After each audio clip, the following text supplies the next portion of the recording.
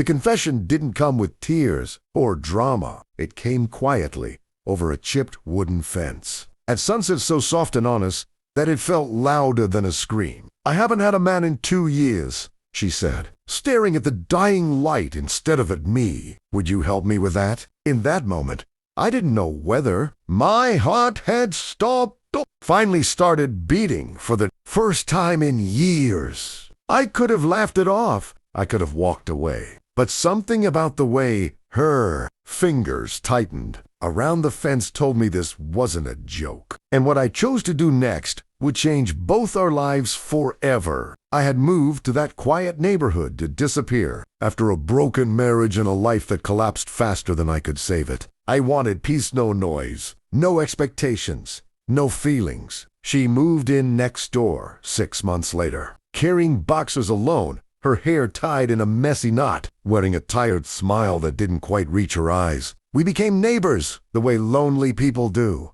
Small waves, polite smiles, borrowed sugar, quick conversations that never went deep, until one evening when the sky burned orange and purple and loneliness finally grew heavy enough for her to say it out loud. She wasn't asking for a relationship, she explained quickly. She wasn't asking for promises or love. She just didn't want to feel invisible anymore. She wanted to remember what it felt like to be wanted, touched, chosen. I should have said no. Instead, I asked her why 2 years felt like a lifetime to her. She swallowed hard and said, "Because I forgot who I am without rejection." That night, I couldn't sleep.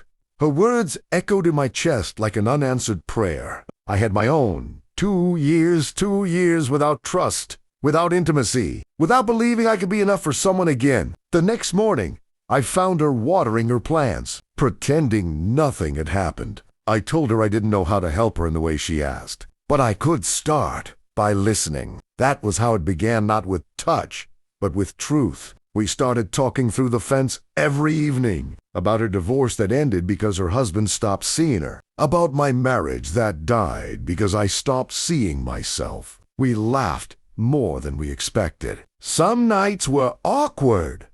Some were silent. But slowly, the fence stopped feeling like a barrier and started feeling like a bridge. The challenge wasn't desire, it was fear. Fear of being used. Fear of using someone else. Fear of waking old wounds we'd both worked so hard to bury. One evening, she admitted she was terrified that if I touched her, she'd cling too hard. I told her I was terrified that if I did, I'd run away the moment things got real. That honesty changed something. We agreed on one rule: no pretending. If feelings came, we would face them. If they didn't, we would part with respect. The first time our hands brushed passing a mug of coffee over the fence, it felt electric and terrifying.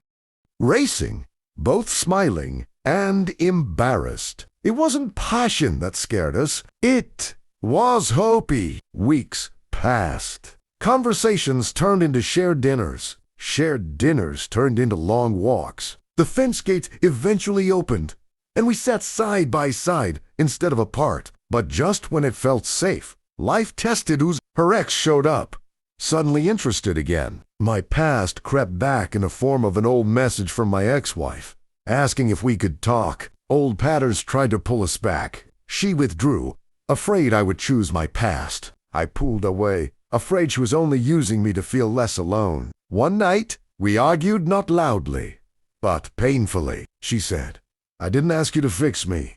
I replied, "I didn't ask to be your temporary cure."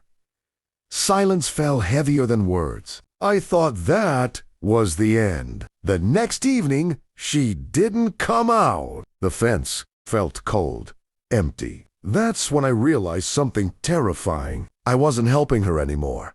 Needed her. I knocked on her door, heart pounding like it hadn't in years. When she opened it, eyes red from crying, I finally said the truth I'd been avoiding. I told her I was scared because what started as a simple confession had turned into something real. I told her I didn't want to be a solution to her loneliness. I wanted to be a choice. She broke down, admitting she hadn't meant to fall for me. but she had. And for the first time in 2 years, she didn't feel ashamed of wanting someone. The second hook didn't come from her words. It came from her question, whispered through tears. What if this is more than help? What if this is the start of something we're both afraid to lose? In that moment, I understood that the real risk wasn't heartbreak, it was refusing happiness because of past pain. We didn't rush into anything after that. We rebuilt carefully, intentionally. We talked about boundaries, expectations, fears. We chose each other daily, not because we needed saving, but because we wanted growth. Intimacy came slowly, respectfully, and when it finally happened, it wasn't about filling a void, it was about connection. Two broken people didn't fix each other. They learned to stand side by side. The fence that once separated us became a symbol of where we started, not where we stayed. Months later, sitting together at that same fence, she laughed softly and said, "I can't believe I asked you that question." I smiled and replied, "I can't believe I almost said no." The inspiring truth is this: sometimes healing doesn't come from grand gestures or perfect timing. Sometimes it comes from a quiet confession, an honest answer, and the courage to stay when leaving feels safer.